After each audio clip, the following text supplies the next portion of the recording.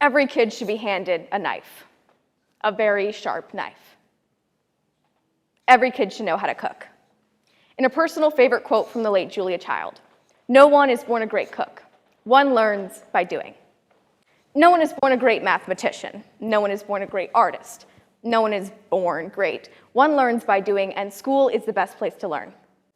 There are 4 main points as to why every kid should cook. As an appetizer, students can improve their management skills. For a salad course, they can utilize independence. As an entree, they can add to their educational career. And finally, for desserts, students can apply a better understanding of culture. Imagine, what could a student do if they could cook? The first thing students can sharpen up on is their management skills, which includes time management, money management, and diet management. With evidence found in part to the Child Development Institution, students who cook have better management than those who don't. Cooking helps students with time management by supervising the length of a recipe. Even if students aren't going into a professional career, they can still practice dinner at 6 o'clock, recipe takes 20 minutes, start at 5:40. Cooking indirectly helps with money management and conscious spending. In a case study, consumers were given a budget to buy food. Those who cooked frequently saved more money than those who didn't. Cooking also helps with diet management. Recent statistics put 1 of every 6 children with having obesity. But by making every part and seeing what goes into the food we eat, a person is brought to the reality of how eating affects their body. I'm not really practicing management in English or a math class, but in the kitchen, I am constantly using management and applying it in a real-life setting. A lacking feature in recent generations is independence. Millennials, a generation that saw home ec and cooking classes get cut from their schools, have a tendency to go back to their parents after college. I saw this firsthand after going on several campus tours. What universities considered a full dorm kitchen is really only a counter space, a mini fridge, and a microwave. Not a whole lot going on there. But when asked why there were no stoves, the response, "Freshmen can't cook. They'll burn the place down." Incoming freshmen likely haven't taken a home ec or a cooking class, and they have to rely solely on the school's meal plan. I was out shopping when I found this. Recipes every college student should know. And the front of it, of course, looks like a pack of ramen. In this advanced cookbook made for 18 to 22-year-olds, it includes recipes like how to brew a pot of coffee, how to boil water. This speaks to a larger issue and one that Bullitt Central High School, based in Kentucky, is combating. They took feedback from 3 of their recent graduating classes, and overwhelmingly their alumni said, "I don't know how to adult." So they blocked off a week of classes just before winter break, and they taught just that. These classes included things like how to change a tire, how to balance a checkbook, how to register to vote, and cooking. The students appreciated the classes because they were able to practice and utilize independence that would apply beyond school. This is something you can't put in a textbook. This is something that can be practiced and wielded in life. Independence and management are necessities for a person's future, but there is little regard to what we can and what we will do beyond high school and college. Eating, and in correlation cooking, are kinda needed to survive, but we're never taught it like we're taught science or social studies.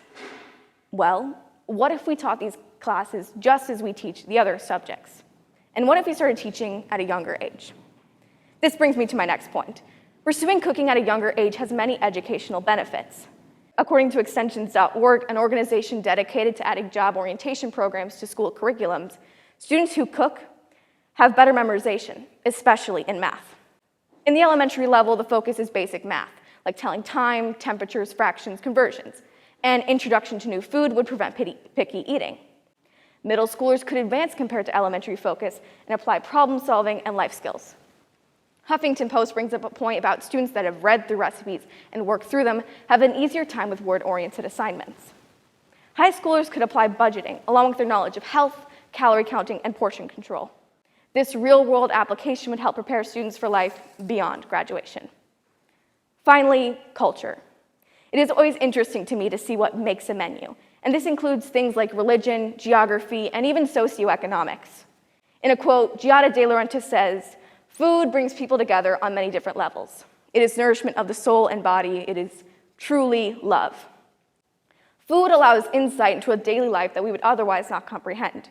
We can understand and relate to a culture by eating with them. Many times, religion, geography, and socioeconomic reasons dictate a menu. For example, practicing Jews are discouraged from eating pork and shellfish. Meanwhile, strict Jews, and Orthodox Jews, keep kosher, meaning that they do not eat meat and shellfish in the same meal. Understanding and learning about religion and being culturally sensitive when menu planning is important. Geography often dictates an area's resources. When you think of Italian food, you can't help but think of tomatoes, olives, grapes, wheat for pasta, wine, maybe hazelnuts, and of course, seafood. All of this is because of their prime location on the Mediterranean Sea. At home, I'm not going to order local lobster from central Indiana, but if I go to Boston, it's the first thing I'm ordering. Biodiversity also brings up a discussion about climate, ecology, and my next part, economics. If we take French food and break it down to its most basic form, it's cheap cuts of meat, heavily flavored with wine and herbs and stewed for several hours, or baked, chopped up vegetables. I just described boeuf bourguignon and ratatouille, dishes we consider high class and divine. We would only order them on special occasion. But historically, it was the peasant population that created and survived off of these dishes. Learning and understanding these elements of religion, geography, and socioeconomics may encourage students to want to experience and explore beyond the classroom. Now, maybe a kid will cut their finger. Maybe a kid gets burned on a hot pan. And maybe a kid gets tackled on a football field. Or maybe a kid gets hit by a pitch. Or maybe a student will benefit from practicing management and independence. Maybe they will have an improved educational career and cultural understanding. Maybe if students required home ec and cooking classes, just as they require PE and art, students will be better prepared for life beyond graduation. And maybe, if every kid is handed a knife, a very sharp knife, maybe they'll fall in love with cooking. Maybe they'll be really good at it. And maybe, just maybe, they'll be on the Food Network, just like me. Thank you.